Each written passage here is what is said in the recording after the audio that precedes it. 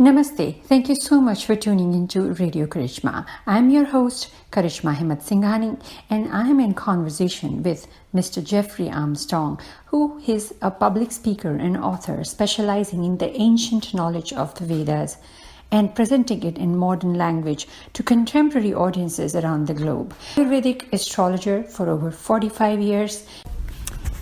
Thank you so much, Mr. Jeffrey Armstrong, for giving us your precious time. It's an honor to see you, to meet you, and now being able to, interview you. Welcome to Dallas. Thank you very much. I much appreciate coming to Dallas because I originally had family here. Oh, okay. I speak Texan. Oh, okay. So are you originally from Texas? No, my grandfather was from Waco, Texas. Oh, okay. And then he moved to Michigan and in Detroit. And so that's where I was born. Oh, okay. But I visited Texas in my youth, so I know how to speak the language. The southern accent is a particular form of English that you get used to speaking. Yeah, absolutely. But I haven't been here for a little while. So you are visiting the WAVES conference 2018, 13th International Vedic Traditions. And to my listeners' benefit, when I'm talking to Mr. Jeffrey Armstrong, I'm talking to a Vedic scholar who is an astrologer, scholar of Vedanta, has been practicing Vedic knowledge and actually benefiting the whole world through his guidance and teachings. How did you get attracted towards Vedic studies? I usually answer that by quoting a verse from the Bhagavad Gita. It's chapter 7, verse 19.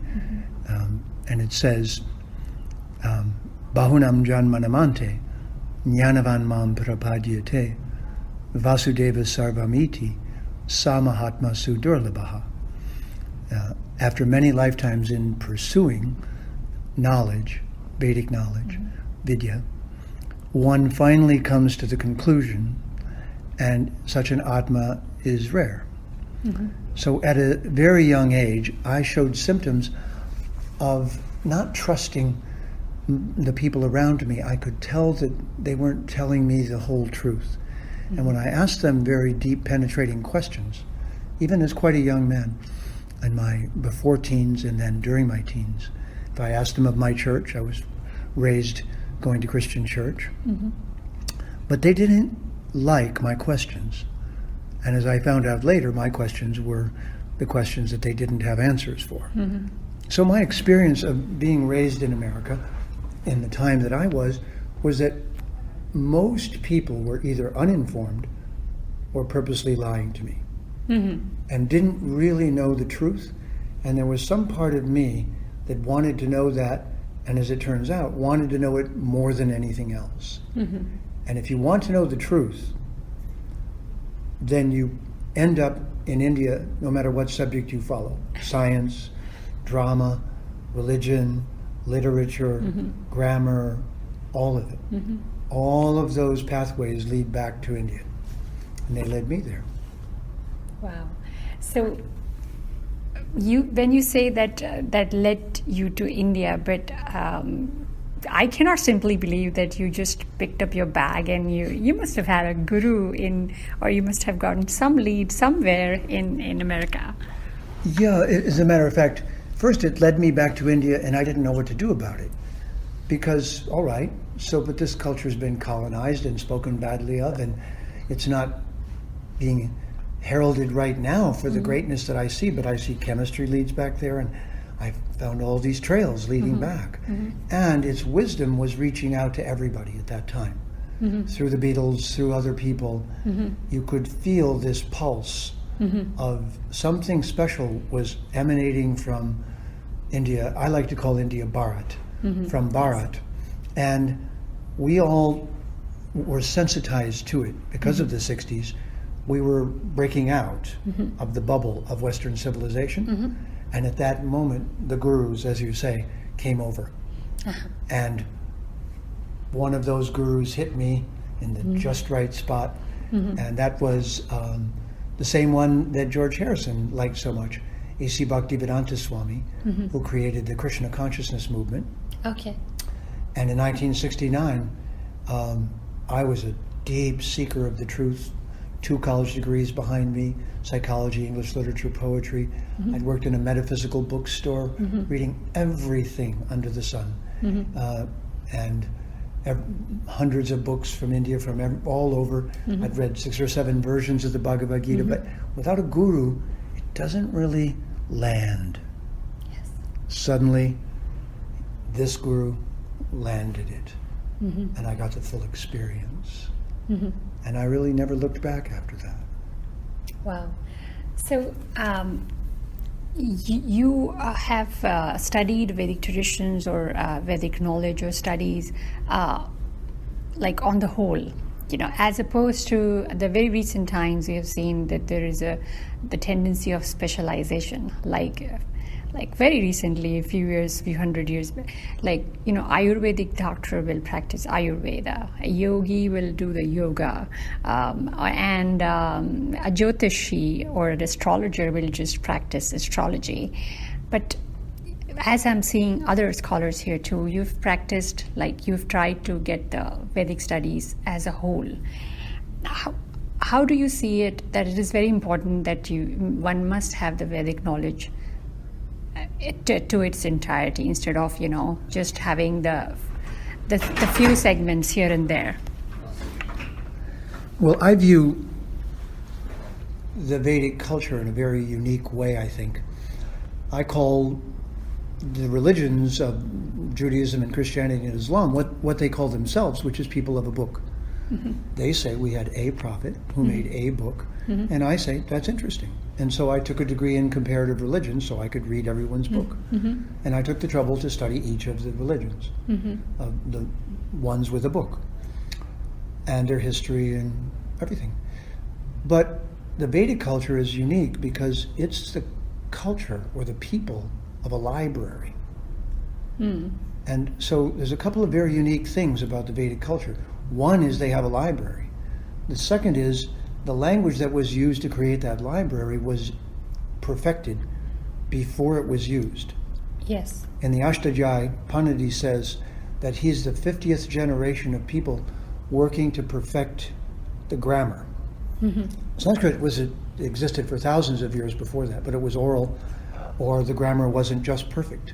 But when Panini made the 4,000 grammatical rules of the Ashtadhyayi, he actually perfected a system of organizing the grammar so that the language would never be lost, would never be broken, and would stay consistent and would always be the same.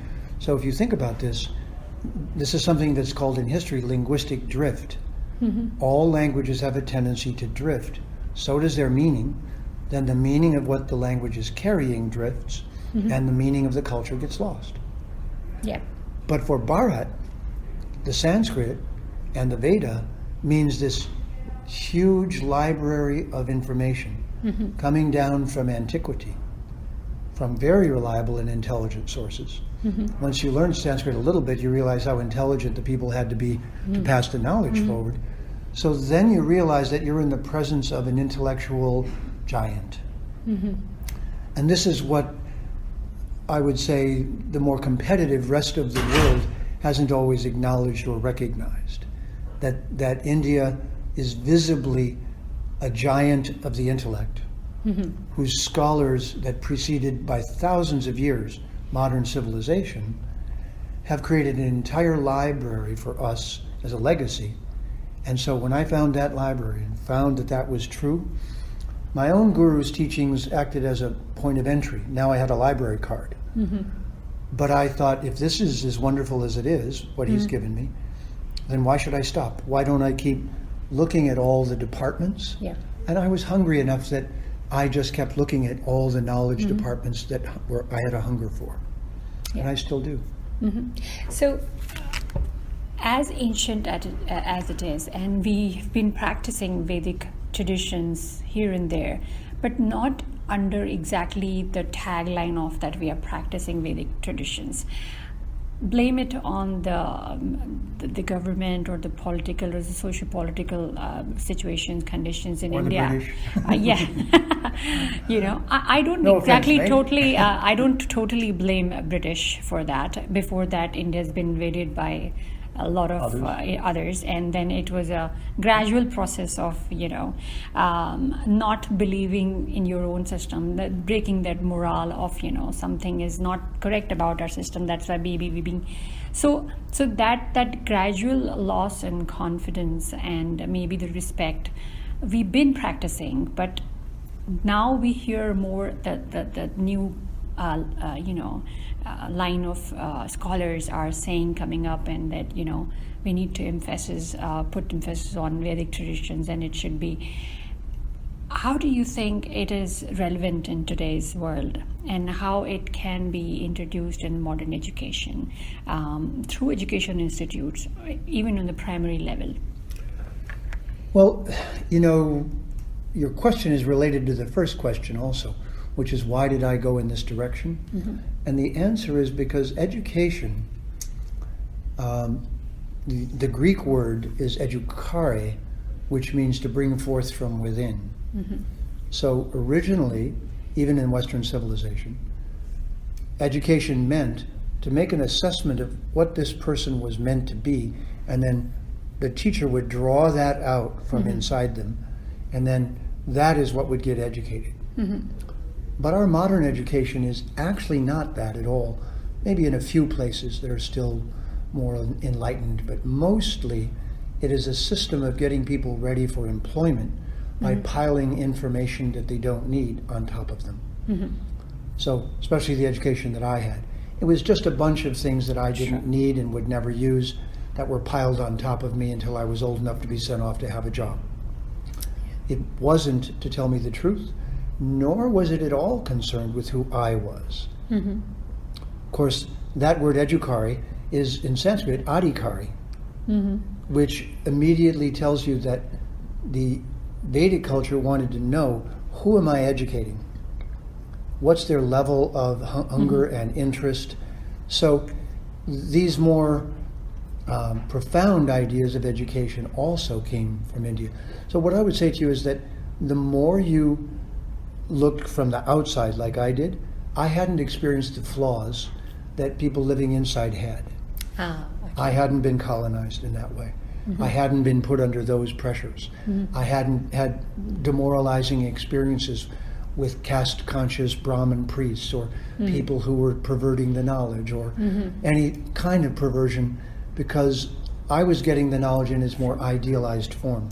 True. That was my advantage. Yes. And the disadvantage of being born in the culture, if I'd been born in it, I would have probably gone to Oxford just to get away from my own culture. Yeah, you would have taken it for granted like we have. Yes, of actually. course. Yes. It's inevitable. And as a result, it takes a little while, whichever direction you come from, for a Westerner to stop being intoxicated by their privilege and power and historical opportunity, mm-hmm. and to be humble and serious and listen to people no matter what it appears to be true. Mm-hmm, mm-hmm. So for someone like myself, coming back toward the culture of Bharat, the surface didn't affect me as much because I'd already been reached at the core of my being by the knowledge. Mm-hmm.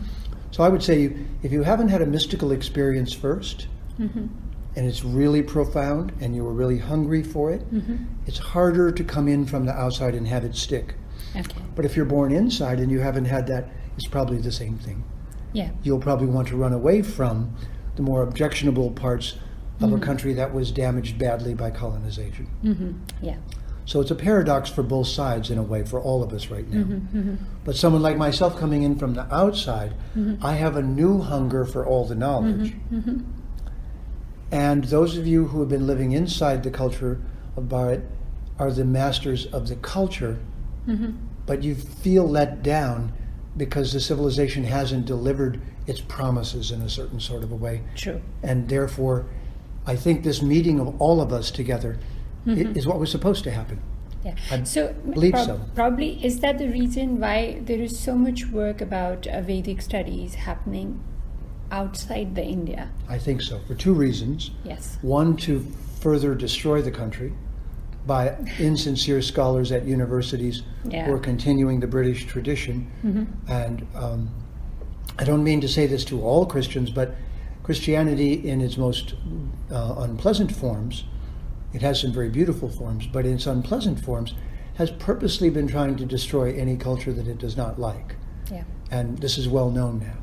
So I am not against anybody's religion, but when religions are weaponized and used to destroy other cultures, I take serious objection to that. True. And branches of Islam and branches of Christianity have done that in recent years, in modern times. So right now, academia has branches of study where they're trying to undermine the culture the last little bit.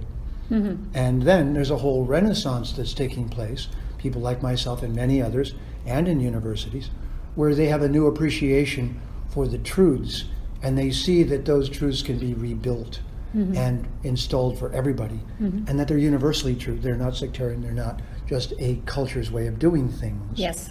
They're science, they're truth, and our modern science mostly came from the Veda. Exactly. To the Germans. So much of this is now becoming a little better known. The media and internet has a downside.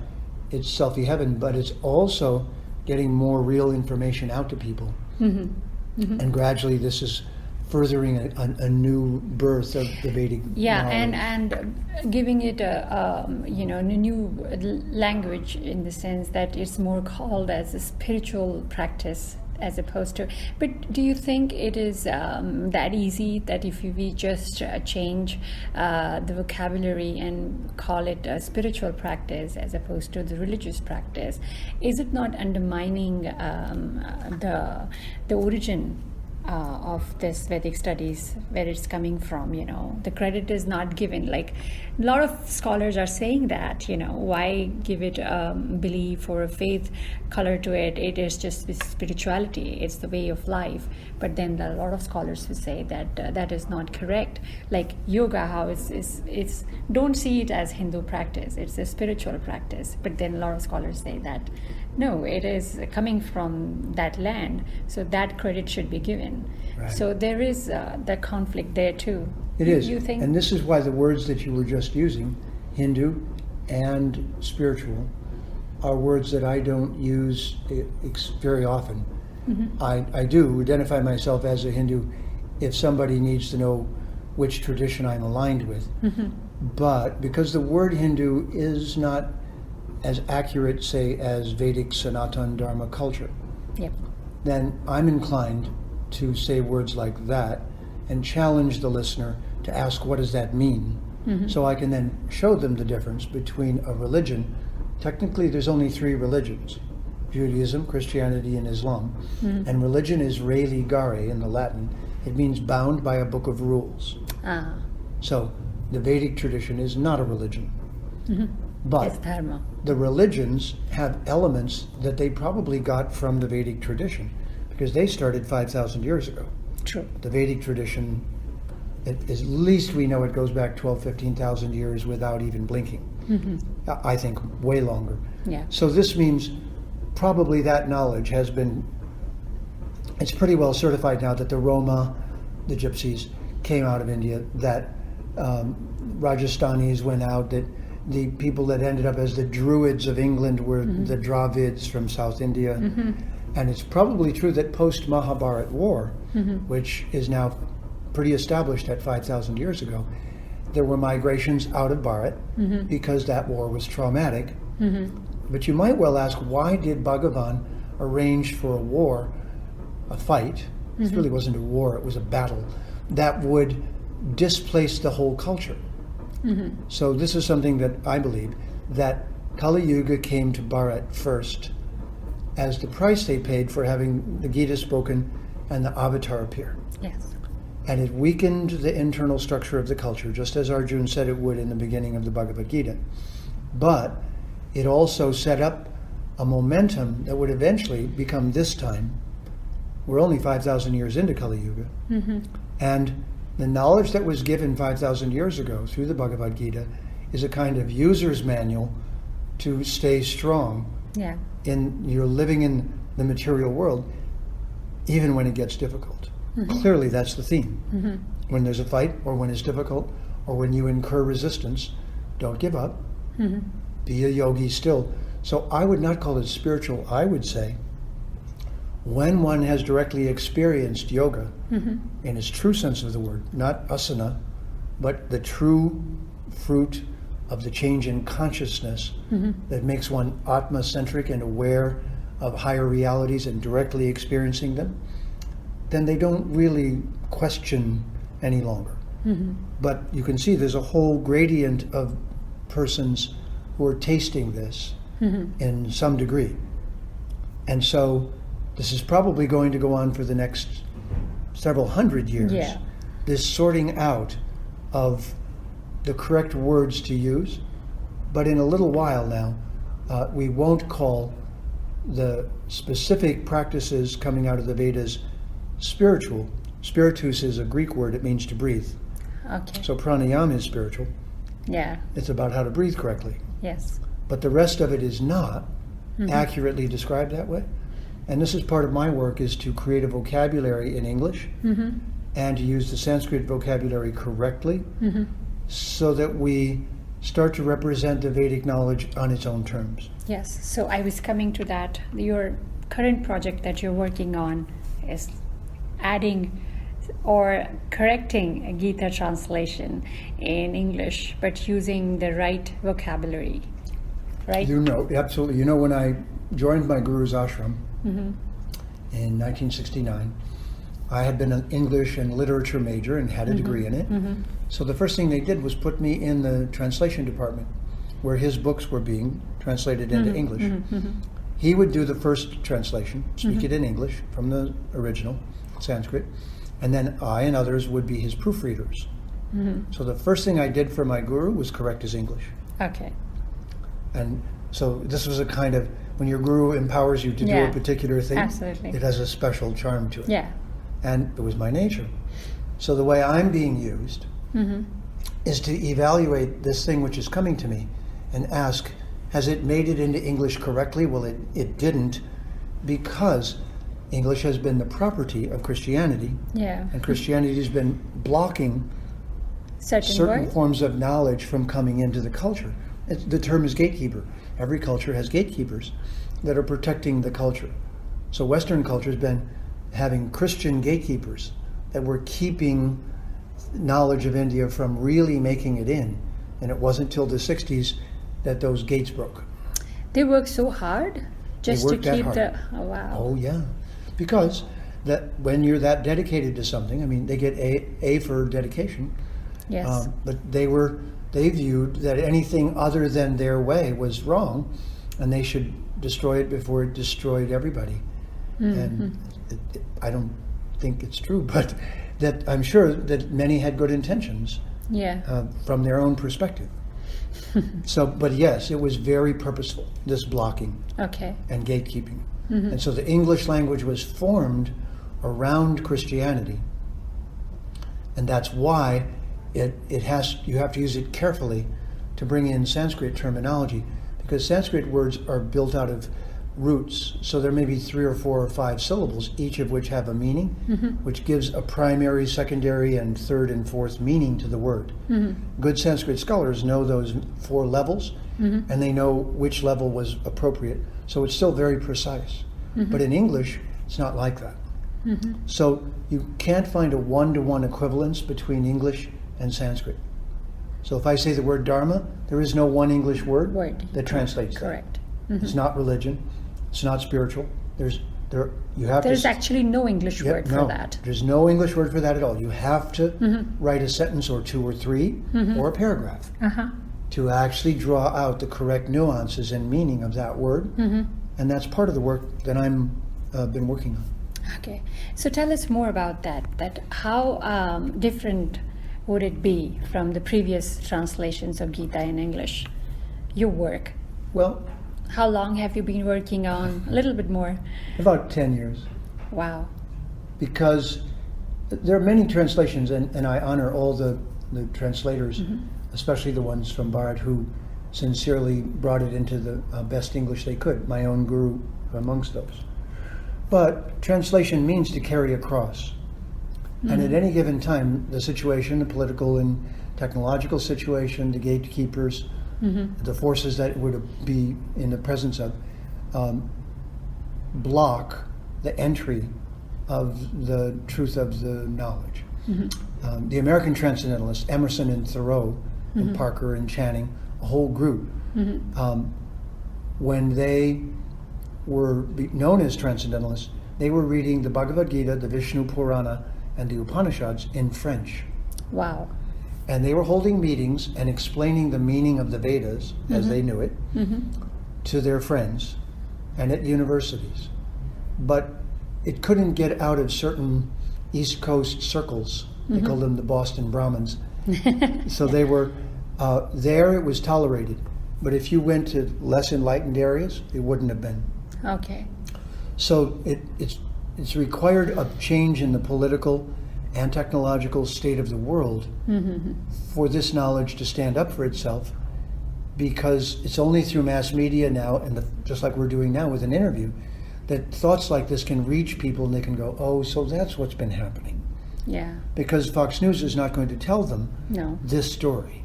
True. Otherwise, I'd already be on. True. I've been trying to get them to listen. That's another way of gatekeeping, So, right? well, that's right. It's Yeah. another kind of gatekeeping. Yes. And that goes on both in India and here, of course. Yeah, true. So we all understand now that we've got to look and check our source carefully, and then try to check their credentials, and then see whether they've referred us to something we can check up on. And this is the Vedic way. Yeah. So we're in a new era for this, where it's reaching out into more languages, and it's going to become more specific. So I would say, when you said the word spiritual, what word would I say or use? In the Bhagavad Gita, most often Bhagavan says, if you act as the Atma, if you truly become the Atma, then all of this will be clear to you. Yeah. But the goal of this is for you to get reestablished as the Atma. So I made up a term for this. The problem is what I call I-amnesia.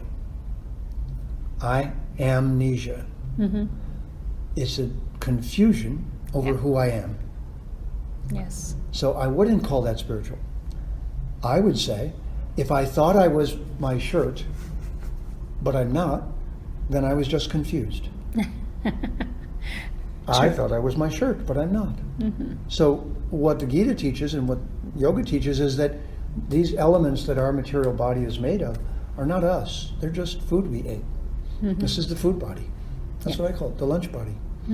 So I'm not the lunch body. I'm the consciousness inside. But modern scientists would debate me and say, oh no, it's chemicals are producing consciousness. And I would say, can you prove that? And they would say no. Yeah. And I would say, well then, my experience is consciousness is observing the body, but is not the body. So this and ideas like this are pivotal ideas. If you meditate on those, then the listener could ask themselves, so what makes more sense to me? That this body that's been continually changing since I was a baby is me, and that all the cells change every 7 years. Nothing is there that was there 10 years ago, except you as the remembrance of having that baby body, childhood body. But this is from the Bhagavad Gita. Dehi nosmin yata dehe, komaram yovanam jara, tata dehantaras praptir, dirastatra namuyate. So here's a definition of being a yogi. When you're no longer confused or disturbed by the changes in your body, and you don't think of it as yourself, and you don't think of your thoughts or memories as yourself either, or your dreams, when you're established as the consciousness that's observing all of that, you're making some progress in yoga. It takes time. It takes time. Yes. Because for all of us, like a It's radio like- or television that's fluctuating, we see it for a little while, and then it gets obscured by the chaos of our surroundings and our life and our own consciousness and desires. So who said it's easy? No. Nobody. Yeah. Yes. But it's not a religion, it's a practice. It's a practice. You don't go to a church, you go to a place and learn the theory, and then you try to live practicing the theory. So it's in some ways more like a martial art. Yeah. You go, you learn from somebody, they show you the moves, but now you have to practice a lot, and then you know how to do the moves, and then you get in a fight, and oh, look, I could defend myself. So it's the same thing for this, that you get some of the knowledge and you say, all right, then I'm the permanent part, but whoa, that's difficult. My body's changing, I'm full of emotions, I have desires, I want this, I want that. It's distracting, everyone's noisy and it's competitive. Now, how do I remember to be something less physical in a purely physical world? Wow.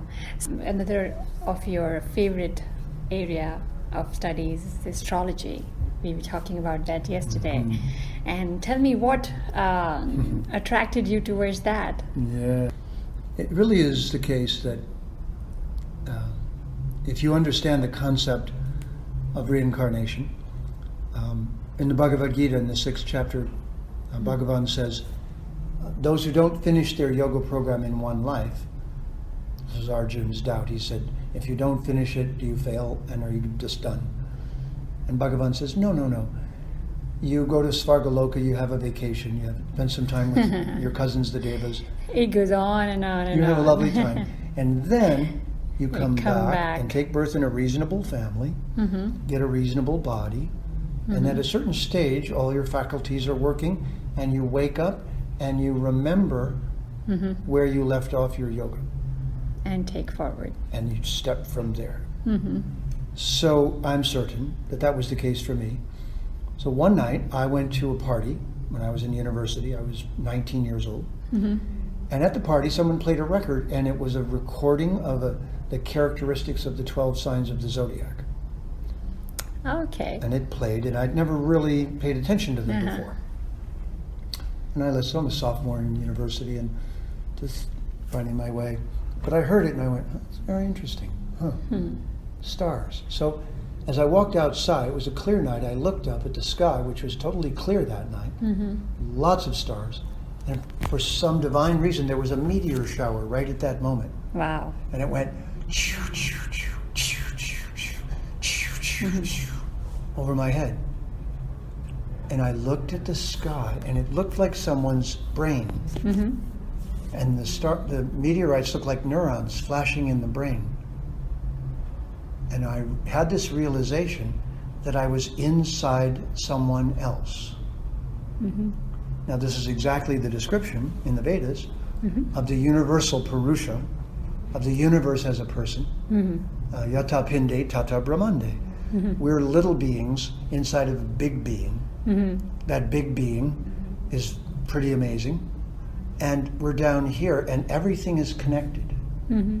So shortly thereafter, I started reading some books and looking into it a little bit, and I saw that idea that we are, because you have to believe in reincarnation for astrology to make sense, that I saw if we're moving forward, then it's just like being in school and you have summer vacation and come back in fall, but they still have the record of what classes you've taken. Yeah. And you still have some learning to do. So I came back this lifetime ready to reawaken a knowledge of the relationship between cause and effect and the planets at the moment of birth. And I just sort of stood up into it. So after reading a few books, I started tracking the stars and planets at home. I made a little device that I could make it be the planets moving through the sky, and I began to study it. And then I began formal studies at a metaphysical bookstore. And eventually I found a teacher from Bharat. And in 1973 I was trained in Jyotish and learned how to practice it. But clearly from another life. Clearly something I had done before and stepped right back into it. And so it's important that everybody know this about ourselves. That we have hidden things inside of us that we've been working on from previous lives. Yeah. We've been men and women, switched bodies 100 times, gone back and forth. We're collecting experience. True. We're collecting knowledge. And just underneath the surface of what we consider our normal self now are lifetimes of experience that could surface at any time and become an interest and lead us to something that we haven't been this lifetime. That's very interesting, because I have never heard anybody saying that just because I suddenly started believing in Punarjanma or the reincarnation, then I started looking at the study of stars. Usually it is always the other way around, right? Right. So for that, nobody guided you, it just occurred to you. Absolutely. In a way, it was as if my receptivity got bigger. Yeah. I broadened my mind. And this is how I teach about us as the Atma. I see us all as on a grand adventure. Every one of you listening and hearing this, I see everyone as this amazing being who's decided to go on this adventure in the material world. Yeah. I even have a little joke that when we first came here from the other realm, whatever that was, there was a door and it said gateway to the material world. And I said, okay. And said, also it said, caution, things in the material world may not always be what they appear to be. Yes, it's Maya. And then it said, you must be taller than this penguin to enter. And so we all looked and said, yeah, I'll give it a try. Yes. So what the Veda says is that we're Jiva Atma, which means being here and experiencing this is part of our free will and part of our potential. We're actualizing our potential. And at a certain point, it's like being a mountain climber. You do hills first, then small hills, then bigger hills, then a little bit of a mountain, and then Mount Everest. Yeah. So each of us is doing that. And so if you look at yourself and others that way, this is what Namaste is. It's, I actually see you as, like myself, as an adventurer here on an amazing adventure. And I have an automatic respect for you just because you exist. And then I look at all creatures and I feel the same way. Yeah. Because they're all here like us. And they're in 3rd grade and I'm in 10th grade. Fine. Yeah. So at each grade level, things start to open up to you. Yes. If you hear my words right now and you go, oh my gosh, I knew that. That feeling that you knew it was because it was already there. But when you don't forget it, that's when you really know it. Yes. And what you don't forget, you have to act on. That's the difficult part. A little bit more. Yes. Because then you have to make a time. So what makes humans different than animals? Animals are run by habit, mostly, and have very little free will. Like a dolphin in a net can't jump over the net. They can't figure it out. Okay. Yeah. And there's no chimpanzees here at the conference. They couldn't get on the airplane, they couldn't fly in. Yeah. Theoretically, they could. Yeah. They can't imagine it. Whereas we're the creature that can imagine things and then do them. Yes. So we're Manusya, Yes. mind kind. Yes. And therefore, we can develop in this way. And that's what we're here to do. So the next thing is that instead of habit, we are, instead of habitat, humans run by habit. So once you have an understanding of what you want to be, you have to make habits that foster that. True. And in the Veda, that's called sadhana. You have to sit down every morning and establish who you are before you go out into the world. Yeah. So what would you like to, like, my radio is mostly heard by Indians in different countries living because it's very music based. Oh, People, really? yeah, it's a lot of the whole of a different genre of music we play on different times. So most of the people who understand the language, I wouldn't say that not other non-Indians are not listening, but whoever is interested in Indian music is listening. Mostly they are Indians. Okay. Using this medium, what would you like to advise them or give them as a message that they need to do or change to, you know, so that the Vedic traditions or this ancient knowledge that we have gets its due respect in their lives and in the society and the country? Well, first thing I would say to them is on a personal level. Hari Haraya Namaha Krishna Yadavaya Namaha Yadavaya Madhavaya Keshavaya Namaha Gopala Govindaram Srimadhu Sudan Giridhari Gopinatha Madana Mohan. Wow.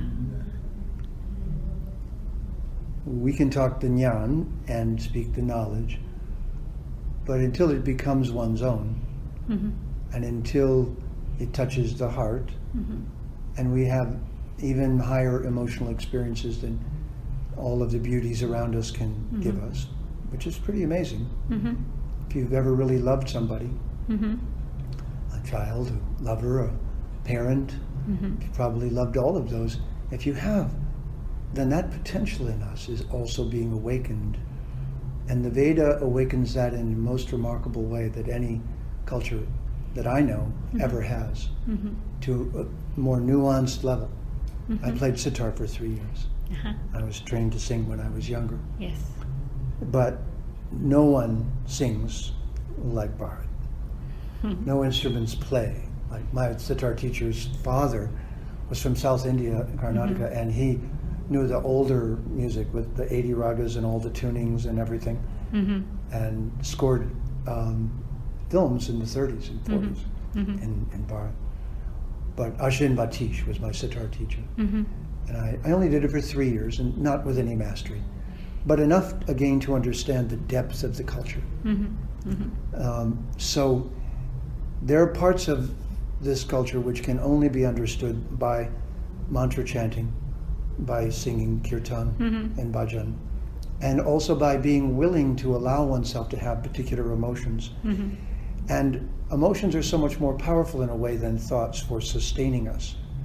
Because our bodies are mostly water, we take on the emotions of the world around us, and therefore one of the things that has sustained me in being a bit of a loner was I had to leave my culture to be in ours, Yes. yours, mine, is through mantra and through bhajan and through kirtan. I would always cleanse the water of my cells and refresh it. And because the gurus of Bharat and rishis allowed me to taste this amrit, this higher flavor of beauty and emotion and truth, that sustains me.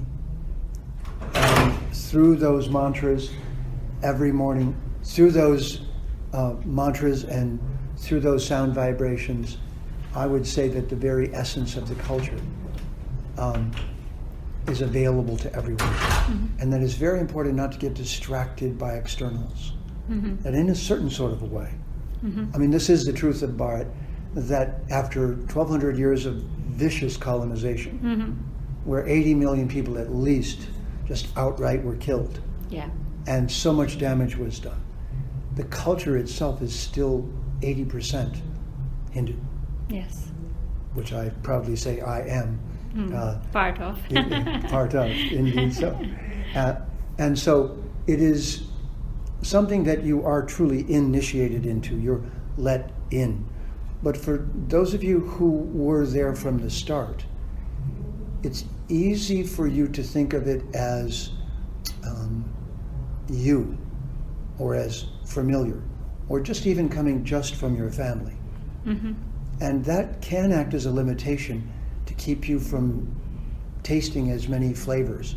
Exploring more. In exploring more, you can stay locked in one beautiful aspect of the lineages, but it doesn't make you as hungry for more.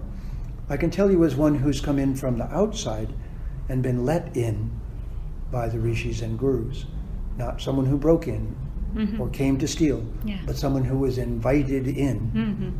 The privilege of being in has made me go from department to department, gaining graces and having more gurus. So when people sometimes ask me, do you have a guru? I say, well, I have quite a few actually. And when I go to India, my Western friends will say, did you meet any gurus when you were in India? And I say, yes, thousands. Mm-hmm. And they say, what do you mean? I say, well, I saw this lady in a pink sari who wasn't even perspiring with a basket on her head carrying dirt in New Delhi. And she looked more calm and beautiful than most people I see with wealth and working at a great job. And they're driving down the street in a car and being mean and unfriendly and with a frown on their face. And this is my guru. And she's carrying dirt on her head, looking gracious. She looks like Lakshmi, who's gotten a job building roads. Mm-hmm. So there are aspects of the culture that are so sublime that if one comes in from the outside, they're taught carefully, it touches them in places that were never touched before by anything. Mm-hmm. Yeah. For all of you who are in that culture, I think it's very important that you think that you might be able to lead the Renaissance forward a little bit at this time, Mm-hmm. just by talking to anyone and everyone and finding out how to conduct that conversation. Mm-hmm. Because more than anything else, it's our association with each other Yeah. that builds the Sangha, that builds this feeling Mm-hmm. together. True. So coming back to this WAVES conference, and tell us about your association with WAVES. What do you think about this whole initiative or this practice of bringing all the scholars together and talking about Vedic traditions? What has it achieved? What is the potential? What is being done right? What is being done wrong? Your thoughts on that? Okay. Well, first of all, about 20 some years ago, I was aware of the concept of Bhumi Rina, Pitri Rina, and Rishi Rina. So I thought, what could I do to pay back the Rishis for giving me this wonderful knowledge that I've received? So I began to go to HSS summer camps and be a teacher for the students. I began to go to conferences like WAVES and Vedanta, annual Vedanta conferences, and any place I could go, both to be of service, so I would go without a fee, without charging, just go there to be of seva, and of course to have Sangha. So the Sangha of people who are scholars and deep practitioners, I'd like to say it creates a web of golden threads around the planet. You know the term lokasamgraha. It means holding the world together. I would like to think that this tapasya of going around the world and meeting and coming together and any sincere persons being welcome, because I've watched the First Nations cultures get very badly destroyed in North America. I had a teacher who taught me and initiated me into one of those cultures. So what I see is the elders of the community having Sangha on a global basis, which mirrors the problem right now. On one hand, we've gotten so big and so powerful, we have such powerful weapons and technology that it's fragmenting all of our lives. So these conferences are a way, as imperfect as they seem when you see them, they're a way of having these threads of connection be all around the world. And I literally believe that the immigration from Bharat out into the world, though the people who went often thought it was for economic advantage and for other good reasons, I'm certain that the divine plan was that they be everywhere. Yes. Like, I think of it as a banyan tree, and they're trying to cut it down so it throws seeds into the wind, and now the banyan seeds go everywhere. Yeah. So to me, these conferences are the active nodes of the neurons of the Mata Bhumi. And it's she who's facilitating this. And unlike conversion-based religion, Yes. the Vedic culture is conversation, not coercion and not conversion, but conversation. Yeah. It doesn't seem like much is happening. A great deal is happening, Yes. because one, it has the nature of coexisting. it does, and it cross-pollinates. Yes. When I come to one of these conferences, I go home enriched by hundreds of gurus, inspired by hundreds of people who are just determinedly staying enlightened Yeah. and working each day. And each one of them gives me a gift that I take home with me. And then I look for people who are hungry, Yeah. hungry for knowledge. When I'm walking down the street in Vancouver where I live, I look for sincere, really hungry people and I give them $20. I say, don't buy drugs, don't get drunk, take good care of yourself. But when I find human beings who are still in confusion about why they're here, I befriend them and have conversations with them that gradually just pass the Vedic Vidya to them as they're ready. So I'm an undercover agent. I have the same friends. I wear a little om, a little necklace, but otherwise, I let myself look like everyone else. I could put on orange robes and sit on a vyasasana and pretend I am like my guru. I am now a guru also. Rather, I would touch many, many, many people, be more accessible, be Jeffrey Armstrong and Kavindra Rishi, Yes. and be a double agent. But not with an ulterior motive. No. And not wanting to undermine anything. Yeah. So I believe these conferences are a very significant pollinization. You could say these are the strong bumblebees that go out and pollinate the garden. Yes. And I too go back to Bharat at least once a year Okay. and go to conferences there for the same purpose, both to be of seva and again to be refreshed. Yeah. Because it is a tirtha, it is a place that's sacred. And so I went to a Ramayan conference about a year and a half ago in Indore, and it was amazing. That's my country. Is it? So to me, these are the Sangha just gradually, organically growing. And for the same reason that in the United States, the smallest prison population of any group in the world is people from India. Yeah. There are almost no people from India in prison because they don't do things that would make them go to prison. Yes. So that means they're healthy cells in the social body. Absolutely. Absolutely. So it's important to be that. Sometimes the importance of who we are is just by being something very true. Yeah. And it takes time. I didn't start teaching full time till I was 50. I'm 72 now, and I'm just getting useful. Yes. See? So I get the message. we all, Yes. if we simply keep our lights on Yes. in some way or the other, and allow ourselves to still be actively living some aspect of the Vidya that we've been given from the Veda, and then just have a little, express our hunger for the other parts, and look for good Sangha. So is there any suggestion you want to pass on that the organizers can add some more feature? Would you like to see more? What has been the highlight so far in this conference for you? You know, today's highlight was pretty wonderful. There are several things. There are some elders who are here who are real role models, and they're into their mid to late 80s. And you see someone who's dedicated their whole life to this great cause and purpose of shining their light into the world.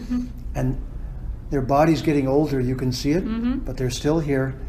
And it's true that just their presence, just a few words with them, it's because they can see the divines so clearly.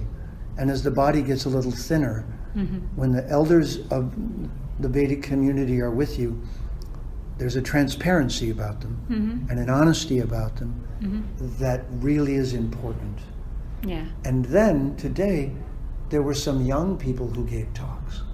And was it amazing? Yes. The clear, intelligent, mature voices that came out of otherwise very young people. You wouldn't see them walking down the street and expect them to speak like a rishi. Yes. But they spoke like rishis.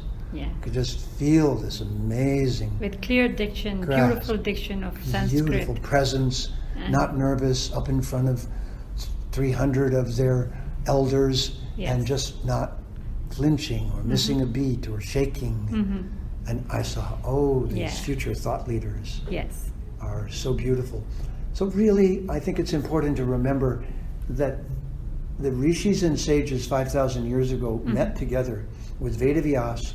Bhagavan Sri Krishna was still on the ground, and Parikshit was just about to leave his body, and Janamejaya to hear the Mahabharata for the first time.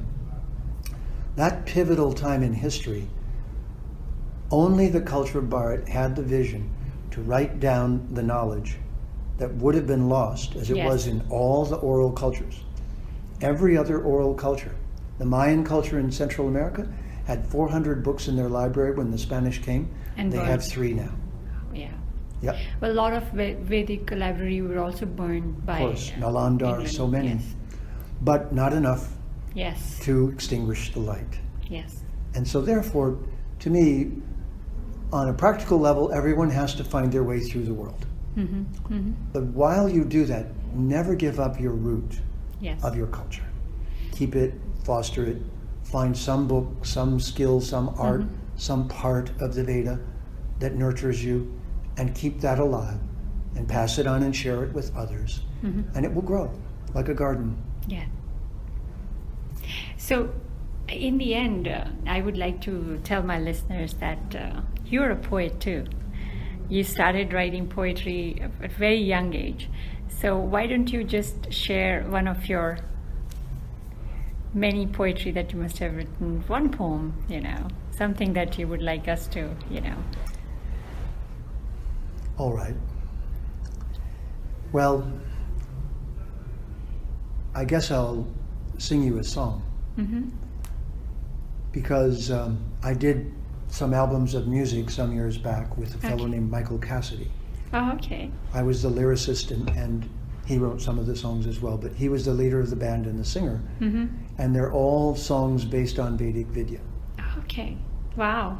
Okay? And so this album, you can look for it on the internet, is called A Change of Heart Change of Heart. by Okay. Michael Cassidy. Michael And Cassidy. I'm listed as as the song Writer. And so this one is called A Change of Heart. A caterpillar changed his mind and woke to find himself refined. His old self had to die for him to be a butterfly. He tired of walking on the ground, and so around himself he wound a screen of silken strands, a veil untouched by human hands. Then something subtle changed within, reflected by his changing skin. He had a change of heart and wished to play another part. If like that worm my soul could fly, a rainbow-colored butterfly, beyond the winds of time, then I with wings of gold would climb, beyond this burning dark abyss, up to that land of love and bliss, where grows a flower sweet. I'd fly to Krishna's lotus feet. There I'd live eternally, my soul at last from matter free. A song would fill the sky, the love song of a butterfly. Wow. That was awesome. Awesome. Thank you so much. It was an honor and a pleasure talking to you, sir. And I wish you all the best with your project and would get hold of the copy as soon as it's out. And thank you so much for doing this for the mankind. And I hope that, you live 30 more years at least. In good health. You've got to say in good health. Yeah, you don't look 72 at all. And keep enlightening us, all of us. Thank you so much. Before we go, I'll do something I usually do at the beginning, and that is Guru Brahma, Guru Vishnu, Guru Devo Maheshwara, Guru Sakshat Parabrahma, Tasmai Shri Gurave Namaha. Thank you for doing what you do. Yeah, thank you so much. It was wonderful talking to you, sir. Namaste. My name is Jeffrey Armstrong, or Kavindra Rishi, and you're listening to Radio Karishma.